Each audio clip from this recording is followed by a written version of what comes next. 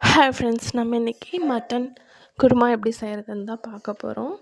அதுக்கு நான் இஞ்சி, பூண்டு, பச்சை மிளகா, கொத்தமல்லி எல்லாம் அரைச்சி எடுத்து வச்சுருக்கேன். அந்த பேஸ்ட்டை மட்டனோடு போட்டு கொஞ்சமாக மஞ்சத்தூள் எல்லாம் போட்டு ஒரு 3 விசில் விட்டு எடுத்துக்கலாம்.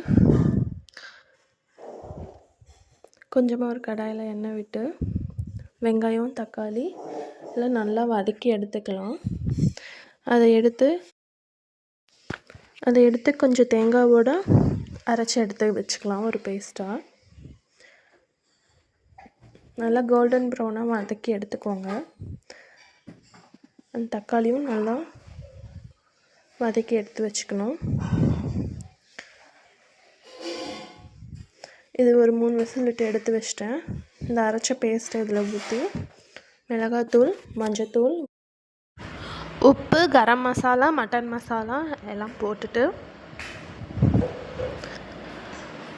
ஒரு வடை சட்டியில் கொஞ்சமாக எண்ணெய் ஊற்றி சோம்பு, மிளகு, 2 வெங்காயம் நல்லா வதக்கி தாளித்து எடுத்து இதில் கொட்டி குக்கரை மூடி போட்டு ஒரு 3 விசில் விட்டு இறக்குனிங்கன்னா சூப்பரான மட்டன் குருமா ரெடி.